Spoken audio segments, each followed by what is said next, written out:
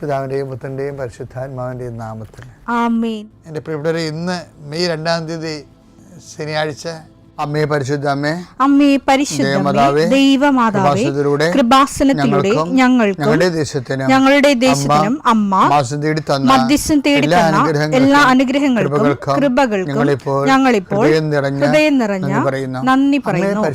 അമ്മേ പരിശുദ്ധമേ, ദൈവമാതാവേ, 2004 ഡിസംബർ 7 ഉച്ചകഴിഞ്ഞ് 2:30 കൃപാസനത്തിൽ സംഭവിച്ച അമ്മയുടെ പ്രത്യക്ഷപ്പെടലിനെ കുറിച്ച് തിരുസഭയ്ക്ക് സമർപ്പിച്ചിരിക്കുന്ന പഠനരേഖകളുടെ മേൽ സഭാത്മകമായ പഠനം ആരംഭിക്കുവാൻ ഞങ്ങൾ പ്രാർത്ഥിക്കുന്നു. അമ്മേ പരിശുദ്ധമേ, ഭൂസ്വർലോകങ്ങളുടെ രാജ്ഞിയായ അങ്ങേയ്ക്ക് ഭൗമസംരക്ഷണത്തിനായി പ്രപഞ്ചപ്രകൃതിയെ തന്നെ തിരുസഭ പ്രതിഷ്ഠിക്കുവാൻ ഈ പ്രത്യക്ഷീകരണം വഴി ഇടയാക്കണമേ. പരിശുദ്ധമേ, ജപമാല മാതാവേ, സകല കൃപാസനം പ്രാർത്ഥനയോടും ചേർത്ത് ഞങ്ങളിപ്പോൾ പ്രാർത്ഥിക്കുന്ന ഈ കുടുംബത്തിന്റെ പ്രത്യേക നിയോഗം പറ മക്കളെ.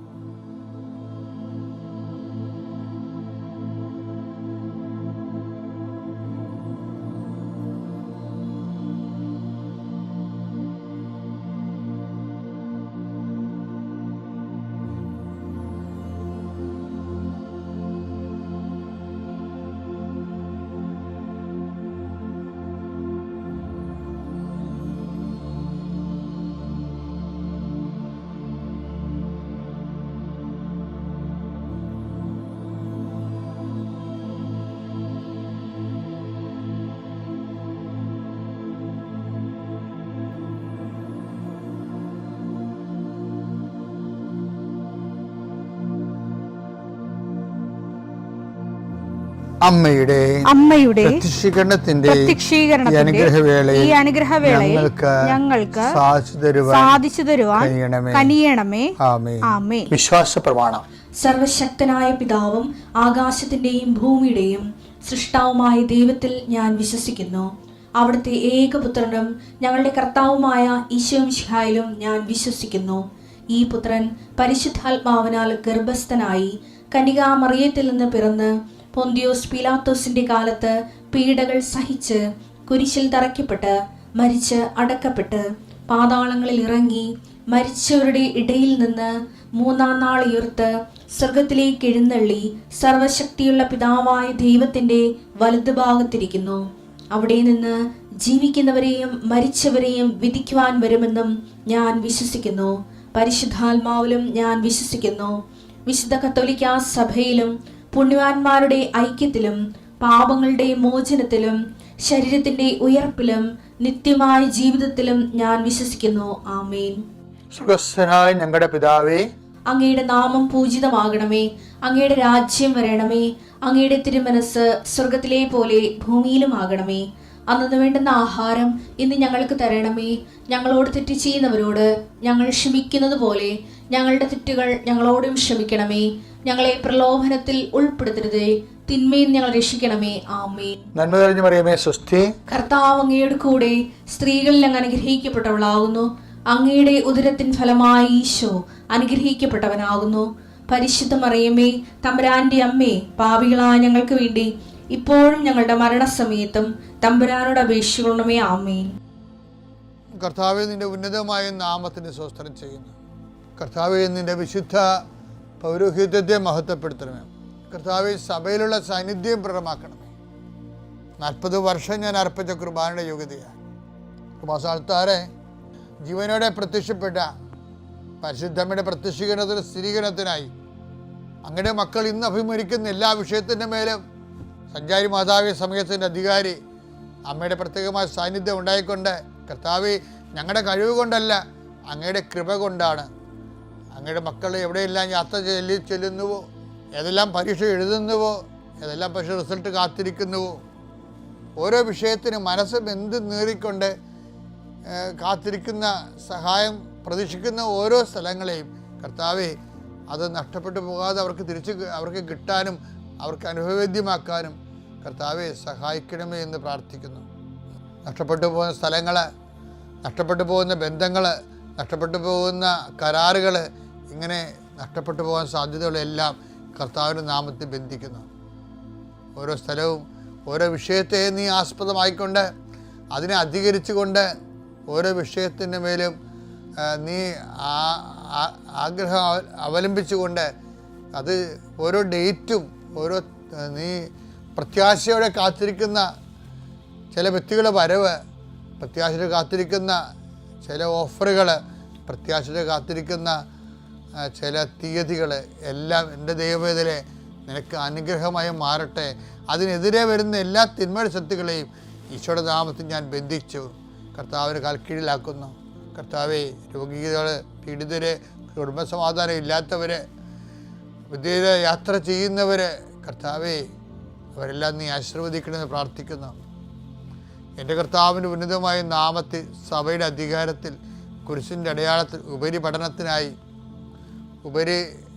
പഠനത്തിന് വേണ്ടി ചിന്തിക്കുന്നവരും ആലോചിക്കുന്നവരും അതിനുവേണ്ടി പരിശ്രമിക്കുന്നവർ അവരുടെ കഴിവിനേക്കാൾ കൂടി ദൈവത്തിൻ്റെ കൃപയാൽ അവർ ചെന്നെത്തേണ്ട ഇടത്ത് അവരെ എത്തിക്കാൻ വേണ്ടി പരിശുദ്ധമ്മ ദൈവമാതാവിൻ്റെ മധ്യസ്ഥ പ്രാർത്ഥിക്കുന്നു. കർത്താവ് അസ്ഥിരോഗികളെ നിസുഖപ്പെടുന്നതിനെ ഓർത്ത് നന്ദി പറയുന്നു.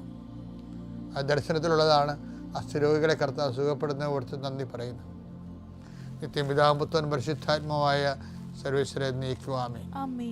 സങ്കീർത്തനം 42:2 എൻ്റെ ഹൃദയം ദൈവത്തിനായി ദാഹിക്കുന്നു. ജീവിക്കുന്ന ദൈവത്തിനു വേണ്ടി തന്നെ. എപ്പോഴാണ് എനിക്ക് ദൈവസന്നിധിയിലെത്തി അവിടത്തെ കാണാൻ കഴിയുക. രാപ്പകൽ കണ്ണീർ എന്റെ ഭക്ഷണമായി. എവിടെ നിന്റെ ദൈവമെന്ന് ഓരോരുത്തർ നിരന്തരം എന്നോട് ചോദിച്ചു. അതായത് നമ്മളെപ്പോഴും ഈ ദിവസങ്ങളുണ്ടല്ലോ, അതായത് ഇതൊരു വിഷയമാണ്. പല ആൾക്കാർക്കും ഭയങ്കര ദാഹമാണ്. പക്ഷേ എന്ത് സംഭവിച്ചു കഴിഞ്ഞാൽ കുറേ നാൾ കഴിയുമ്പോൾ നമ്മൾക്ക് നമ്മുടെ പ്രാർത്ഥനകൾക്ക് അമിത ഭാരം വെക്കും. അതിൻ്റെ കാരണം വെച്ച് കഴിഞ്ഞാൽ കുറേ നാൾ കഴിയുമ്പോഴേ ഇപ്പം ഇവിടുത്തെ ഈ സങ്കീർത്തനത്തിൻ്റെ സത്യസന്ധമായ ഭാരക്കുറവുള്ള പ്രാർത്ഥന കാരണം പറക്കാൻ എളുപ്പമാണ്. എന്താ കാര്യം? എൻ്റെ ആത്മാവ് ദൈവത്തിനായി, ജീവനുള്ള ദൈവത്തിനായി ദാഹിക്കുന്നു. അപ്പോൾ ശരിക്കും നമ്മുടെ ദാഹം എന്താ? നമ്മൾ ഒന്ന് ചിന്തിച്ചാൽ മനസ്സിലാവും, നമ്മൾ ദൈവത്തിനായിട്ടല്ല ദാഹിക്കണത്, ദൈവത്തിൻ്റെ ആനുകൂല്യത്തിനായിട്ടാണ് ദാഹിക്കുന്നത്. എൻ്റെ ആത്മാവ് ദൈവത്തിനായി എന്നല്ല, ദൈവത്തിൻ്റെ അനുഗ്രഹത്തിനായി ദാഹിക്കുന്നു. അങ്ങനെ ഒരു കാലം മുഴുവൻ തുടർന്നുള്ള അവസ്ഥ എന്താ? അപ്പോൾ പ്രാർത്ഥനയ്ക്ക് ഈട് വെക്കും. പിന്നെ ഒരു കാലത്ത് ഇത് പൊങ്ങത്തില്ല. പല ആൾക്കാരുടെയും പ്രാർത്ഥന ഭാരപ്പെട്ട പ്രാർത്ഥനയാണ്. കാര്യം എന്താണ്? ഇവർ ദൈവമായിട്ടുള്ള ഇടപാട്. ഇപ്പം ചിലർ ചോദിക്കണേ, എന്തിനാ എന്താ ഇപ്പം പള്ളിയിൽ നിന്ന് മാറണില്ല? അപ്പോൾ തിരിച്ച് പള്ളിയിൽ നിന്ന് പോകാത്തവരോട് നമ്മൾ പറയുമ്പോൾ നിങ്ങളൊന്നും കാണുന്നില്ലല്ല. ഞങ്ങൾ വലിയ പാപികളൊന്നും ഇല്ലേ. അപ്പോൾ എന്നിട്ട് നമ്മൾ പാപികളുമായി തന്നെയല്ല, അവർക്ക് അതിനൊക്കെ ആവശ്യമില്ലെന്നാണ് പറയണത്. പള്ളിയിൽ പോകണ്ട. അപ്പോൾ എന്തോ ആവശ്യമുണ്ടെങ്കിൽ മാത്രമേ പള്ളി. ഏറ്റവും വലിയ ആവശ്യം എന്താ? ദൈവമാണെന്ന് ആ മരക്കഴുതൊക്കെ അറിയത്തില്ല. അത് ചിലർക്ക് മരണം വരെ അറിയാൻ പറ്റത്തില്ല. പിശാച് വന്ന ആ ജ്ഞാനം അവരിൽ നിന്ന് തട്ടി മാറ്റിക്കളയും മിക്കവാറും. കാര്യം ഏറ്റവും വലിയ ആവശ്യമെന്ന് പറഞ്ഞാൽ എന്താ? ഭൗതിക ജഡിക സമ്മർദ്ദങ്ങളെക്കാളല്ല, ദൈവമാണ് ഏറ്റവും വലിയ ആഗ്രഹം. നമ്മളൊക്കെ പ്രാർത്ഥിക്കുന്നതും ദൈവവുമായിട്ട് ഒരു കമ്മ്യൂണിക്കേഷനും റിലേഷനിലും ഒരു സ്നേഹത്തിൽ നിലനിൽക്കാനാണ് നമ്മുടെ ആത്മാവ്. അതായത് എൻ്റെ ആത്മാവ് ജീവനുള്ള ദൈവത്തിനെ ദാഹിക്കുന്നുവെന്നാണ്. ഇസ്രായേൽ എപ്പോഴും അങ്ങനെ പറയത്തുള്ളൂ. ഇസ്രായേൽ ദൈവത്തിൻ്റെ രണ്ടായിട്ടാണ് കണ്ടിരിക്കുന്നത്. ചത്ത ദൈവങ്ങളുണ്ട്, ജീവനുള്ള ദൈവങ്ങളുണ്ടാണ്. അതുകൊണ്ടാണ് പത്രോസ് പറയണത്. എന്താ പത്രോസ് പറയാം? പത്രോസിനോട് കർത്താവ് ചോദിക്കത്തില്ലേ, whom do you say that I am? ഞാൻ ആരാണെന്നാണ് നിങ്ങൾ പറയുന്നത്? എവിടെ വെച്ചാൽ ചോദിക്കണേ? ഇത് കെസറിയ ഫിലിപ്പിൽ വെച്ച്. കേസറിയ ഫിലിപ്പ് എന്താ?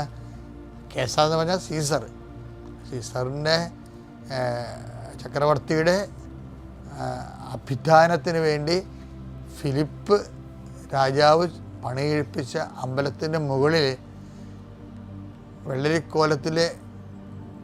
വെള്ളരിക്കോലങ്ങളെപ്പോലെ എന്നാണ് പറയുന്ന ബറൂക്കിൻ്റെ പുസ്തകമില്ലേ, കണ്ണുണ്ട് കാണുന്നില്ലാത്ത വിഗ്രഹങ്ങൾ. അപ്പം എന്ന് വെച്ചാൽ അവർ അടയാളമായിട്ടല്ലല്ലോ, അവർ വിഗ്രഹത്തെ വിഗ്രഹമായിട്ട് തന്നെ ദൈവമായിട്ടാണ് കാണുന്നത്. നമ്മളൊക്കെ അതിനെ അടയാളമായിട്ടും പ്രതിരൂപമായിട്ടൊക്കെയാണ് പ്രതിച്ഛായിട്ട് കാണും. അപ്പൻ്റെ അമ്മയുടെയൊക്കെ രൂപങ്ങൾ നമ്മൾ വെക്കുന്നില്ലേ, ആദരവോടെ കാണും. അതിനൊരു ആ പരിശുദ്ധ അമ്മയ്ക്ക് കൊടുക്കുന്ന ആദരവാണ് നമ്മൾ കൊടുക്കുന്നത്. പക്ഷേ അത് സ്നേഹത്തിൻ്റെ ഭക്തിയുടെ വേറെ ഒരു തലമാണത്. പക്ഷേ ഇതങ്ങനെ ചിലരങ്ങനെയല്ല. ചിലർ അതാണെന്നതിനാണ് അവർ വിശ്വസിക്കുന്നത്. അപ്പം അതുകൊണ്ട് പത്രോസ് പറയും, നീ ഇതുപോലെയുള്ള ദൈവമല്ല, ഈ സീസറിൻ്റെ ക്ഷേത്രത്തിൻ്റെ മുകളിലിരിക്കുന്ന പോലെയുള്ള വിഗ്രഹം പോലെയുള്ള ആളല്ല, നീ ജീവനുള്ള ദൈവത്തിൻ്റെ പുത്രനായ മിശിഹായാണെന്ന് പറയുന്നത് ആ അർത്ഥത്തിലാണ് ശരിക്കും പറയണത്. ഇപ്പം ആത്മാവ് എപ്പോഴും നിങ്ങൾ വീട്, ജോലി, വിവാഹമെന്നും പറഞ്ഞ് ഭൗതിക ആനുകൂല്യത്തിന് വേണ്ടി ദൈവത്തിനെ എപ്പോഴും സമ്മർദ്ദത്തിൽ ഇങ്ങനെ ആശ്രയിക്കുന്നതിൻ്റെ ഒരു ദൈവത്തിന് വേണ്ടി എപ്പോഴെങ്കിലും ദൈവത്തിന് തോന്നണം. ഒരിക്കലെങ്കിലും ദൈവത്തിന് അങ്ങനെ തോന്നിയില്ലെങ്കിൽ നമുക്ക് ദൈവമായിട്ട് മുന്നോട്ട് പോകാൻ പറ്റത്തില്ല. എൻ്റെ ആത്മാവ് ദൈവത്തിനായി, ജീവനുള്ള ദൈവത്തിനായി ദാഹിക്കുന്നു. അല്ല, ദൈവത്തിൻ്റെ ആനുകൂല്യത്തിനായിട്ട് എപ്പോഴും ദാഹിക്കണമല്ല, അനുഗ്രഹത്തിനായിട്ട് ദാഹിക്കണമല്ല, ദൈവത്തിനായിട്ട് ദാഹിക്കണം. അങ്ങനെയാണോ നിൻ്റെ ജീവിതമെന്ന് ഒരു ഇൻട്രോസ്പെക്ഷൻ മനസ്സിലിരുത്തി നോക്കിയാൽ, ദൈവത്തിന് വേണ്ടി കൊതിക്കാൻ തുടങ്ങിയ പിന്നെ പ്രാർത്ഥനകളെല്ലാം സിമ്പിളാകും. പിതാവിൻ്റെയും പുത്രൻ്റെയും പരിശുദ്ധാത്മാവിൻ്റെയും നാമത്തിൽ.